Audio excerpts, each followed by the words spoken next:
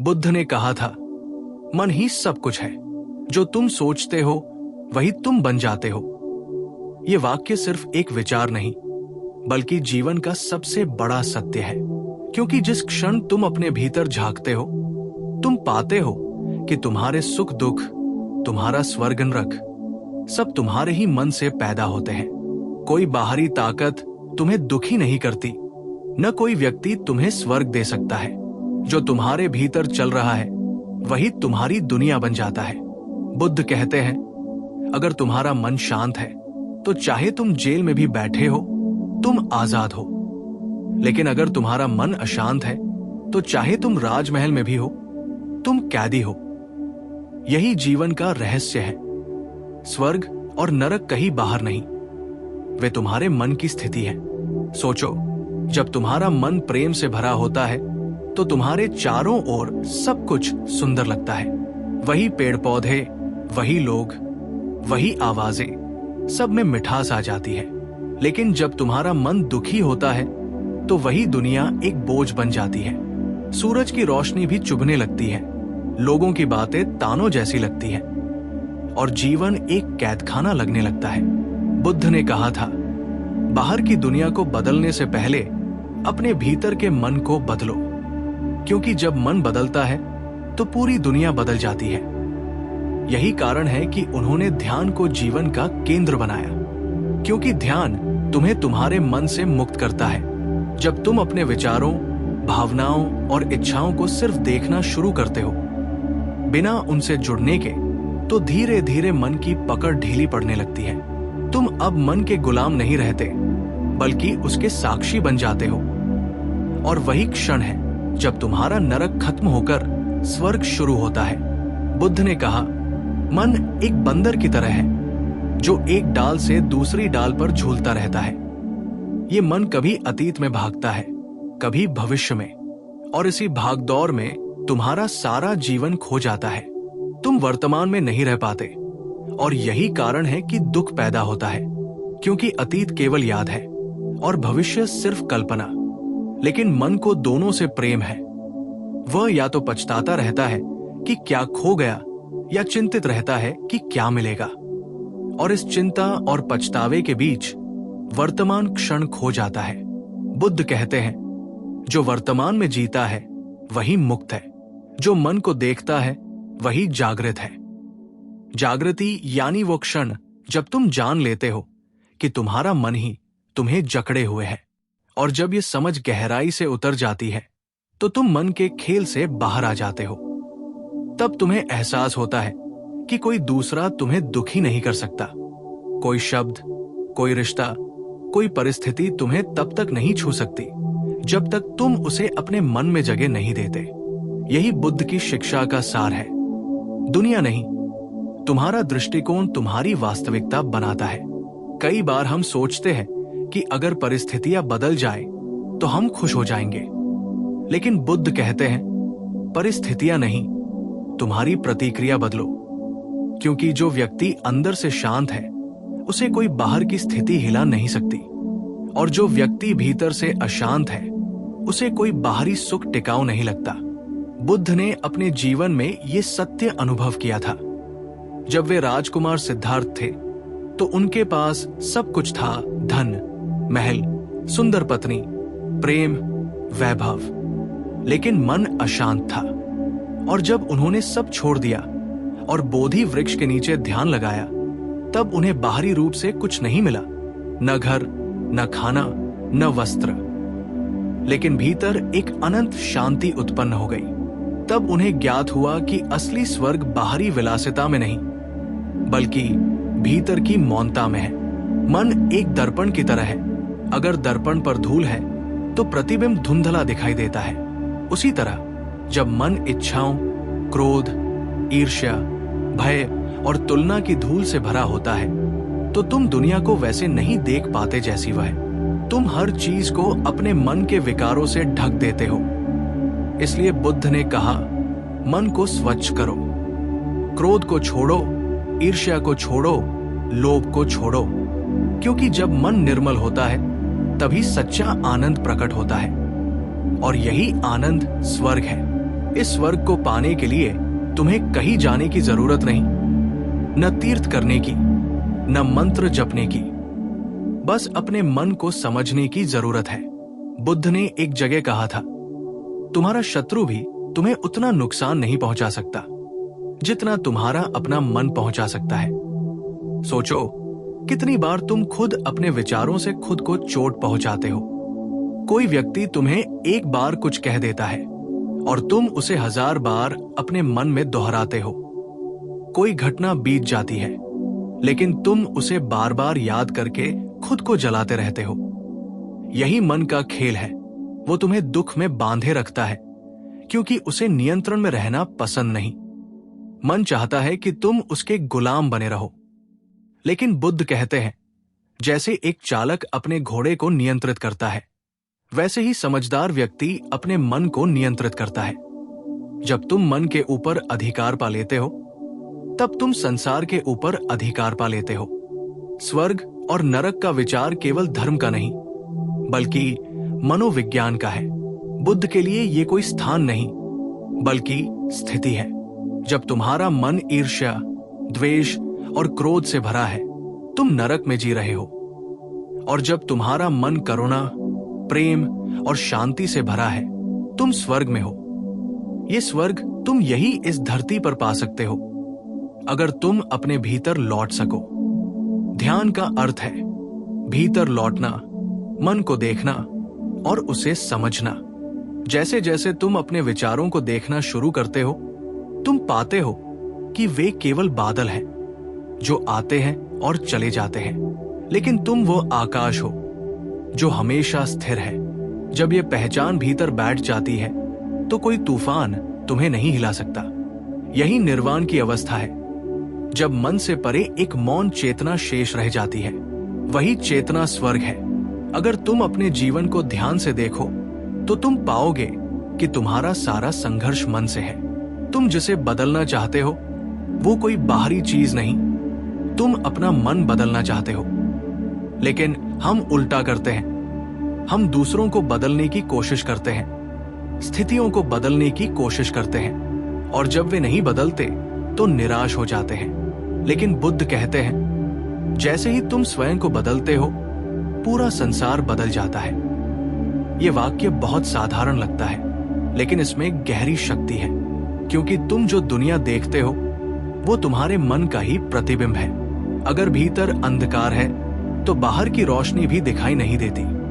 लेकिन अगर भीतर प्रकाश है, तो अंधेरा भी सुंदर लगता है। यही कारण है कि एक ही परिस्थिति दो लोगों के लिए अलग अलग होती है, क्योंकि दोनों का मन अलग होता है। बुद्ध का संदेश सरल था, मन को समझो, मन को जीतो, मन को पार करो।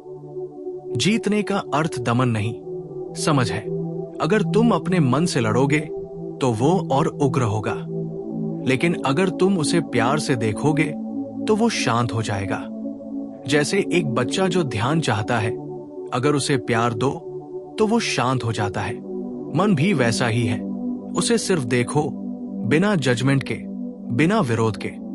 जब तुम उसे देखना शुरू करते हो, तो धीरे धीरे तुम और मन के बीच दूरी बनने लगती है। ये दूरी ही तुम्हारी मुक्ति है। अब तुम मन नहीं रहे, बल्कि उसके साक्षी बन गए। यही साक्षी भाव बुद्धत्व है। स्वर्ग और नरक दोनों तुम्हारे ही भीतर है। तो जब बुद्ध ने कहा, मन ही स्वर्ग है, मन ही नरक, तो वे केवल एक दार्शनिक सत्य नहीं बता रहे थे। वे तुम्हें एक दर्पण दे रहे थे, ताकि तुम खुद को देख सको। क्योंकि जब तक तुम अपने मन को नहीं समझते, तब तक तुम अपने जीवन को नहीं समझ सकते। मन तुम्हारा सबसे घनिष्ठ मित्र भी है और सबसे बड़ा शत्रु भी। अगर तुमने उसे साध लिया, तो वो तुम्हें प्रकाश की ओर ले जाएगा। अगर तुमने उसे भटकने दिया, तो वो तुम्हें अंधकार में गिरा देगा। बुद्ध ने अपने शिष्यों से कहा था, जो व्यक्ति अपने मन पर नियंत्रण पा लेता है, वो उस व्यक्ति से भी महान है जिसने हजारों युद्धों में विजय पाई हो।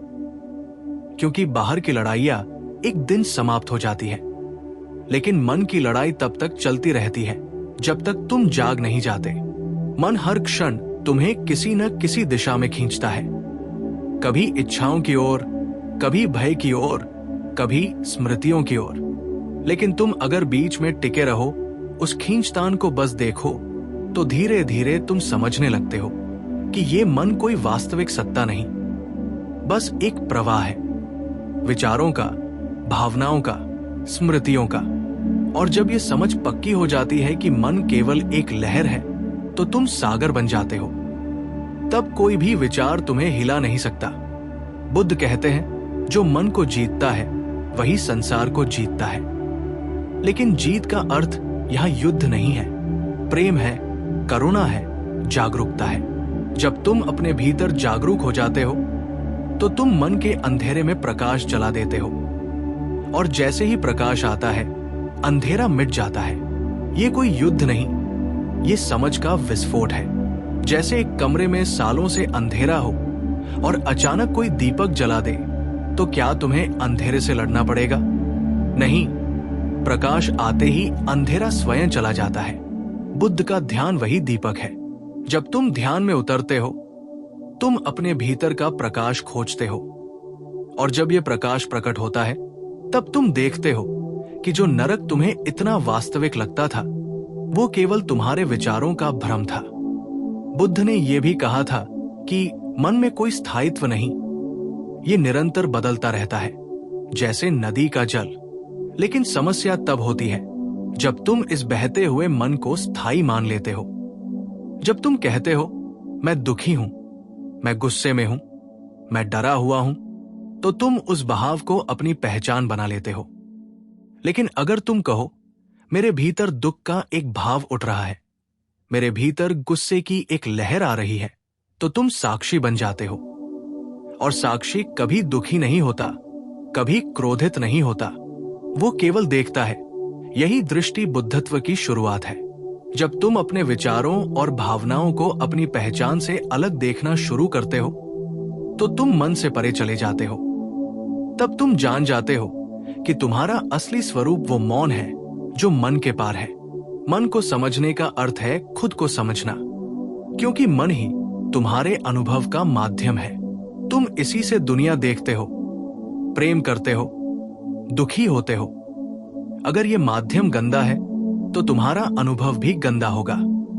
अगर ये निर्मल है, तो हर चीज पवित्र लगने लगेगी।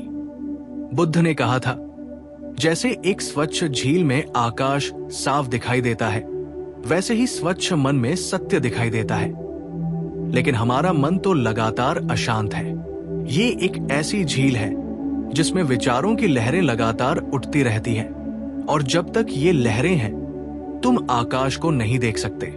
इसलिए बुद्ध ने ध्यान को शमत कहा, जिसका अर्थ है मन को शांत करना। ध्यान का अर्थ किसी विशेष वस्तु पर केंद्रित होना नहीं, बल्कि उस मौन को पाना है जहां मन स्वयं शांत हो जाता है। लेकिन बुद्ध ये भी जानते थे कि मन को जबरदस्ती शांत नहीं किया जा सकता। अगर तुम कहो, मन अब शांत हो जा, तो वो और अशांत हो जाएगा। जैसे किसी बच्चे से कहो, मत हंस, तो वो और जोर से हंस पड़ेगा। मन का स्वभाव भी वैसा ही है।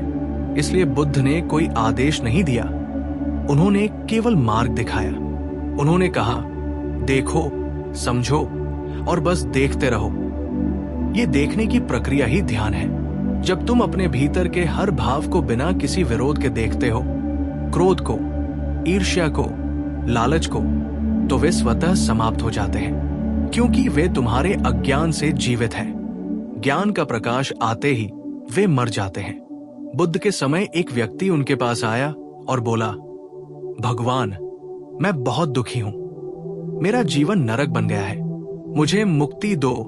बुद्ध मुस्कुराए और बोले, तुम्हारा जीवन नरक नहीं है, तुम्हारा मन नरक है। अपने मन को देखो। वो व्यक्ति समझ नहीं पाया, लेकिन जब उसने ध्यान करना शुरू किया, धीरे धीरे उसे महसूस हुआ कि दुख बाहर नहीं, भीतर है। जब भी वो गुस्सा करता, दुख बढ़ जाता। जब भी वो करुणा करता, मन हल्का हो जाता। जब भी वो दूसरों की गलती पकड़ता, मन भारी हो जाता। जब भी वो क्षमा करता, मन फूल की तरह खिल जाता। तब उसे बुद्ध के शब्दों का अर्थ समझ आया।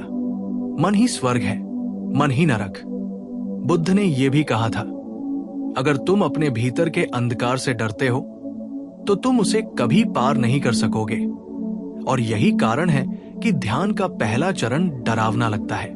जब तुम भीतर उतरते हो तो तुम्हें अपना असली चेहरा दिखाई देने लगता है। वो क्रोध, वो वासना, वो ईर्ष्या, वो असुरक्षा जो तुमने सालों से छिपा रखी थी। लेकिन बुद्ध कहते हैं, घबराओ मत, यही तुम्हारी मुक्ति की शुरुआत है। क्योंकि जब तुम अंधकार को देखने का साहस कर लेते हो तभी तुम प्रकाश तक पहुंच सकते हो। और यह प्रकाश कहीं बाहर नहीं, तुम्हारे ही भीतर छिपा है। मन को जीतना संसार का सबसे बड़ा तप है, क्योंकि मन हर क्षण तुम्हें बाहर की ओर खींचता है, नाम की ओर, प्रसिद्धि की ओर, सुख की ओर। लेकिन बुद्ध ने सिखाया, जो भीतर मुड़ गया वही सच्चा विजेता है। जब तुम भीतर लौटते हो तो तुम्हें कोई दौड़ नहीं करनी पड़ती, कोई सिद्धि नहीं चाहिए, क्योंकि तब तुम जान जाते हो कि जो कुछ तुम खोज रहे थे, प्रेम, शांति, आनंद, वो सब तुम्हारे भीतर ही था, हमेशा से था। बस तुम्हारा मन ही तुम्हें बाहर भटका रहा था। बुद्ध का ये संदेश आज भी उतना ही प्रासंगिक है जितना 2500 साल पहले था। आज मनुष्य के पास सब कुछ है, विज्ञान, तकनीक, सुख सुविधाएं, लेकिन शांति नहीं है। क्यों? क्योंकि मन आज भी वैसा ही है, बेचैन, अस्थिर, लालची। बाहर की प्रकृति ने भीतर की शांति नहीं दी। इसलिए आज के युग में बुद्ध का ये वचन और भी गहरा अर्थ रखता है। मन ही स्वर्ग है, मन ही नरक। अगर तुम अपने मन को सही दिशा में ले जाओ तो जीवन एक आशीर्वाद बन जाता है। लेकिन अगर तुम मन को अनियंत्रित छोड़ दो तो वही जीवन एक बोझ बन जाता है। अंत में बुद्ध ने कहा, मन को समझना ही धर्म है, क्योंकि जब मन समझ में आता है तब जीवन अपने आप सहज हो जाता है। तब तुम किसी से लड़ते नहीं, किसी से तुलना नहीं करते, किसी से शिकायत नहीं करते। तब तुम बस जीते हो, शांति में, करुणा में, मौन में। और वही जीवन स्वर्ग है,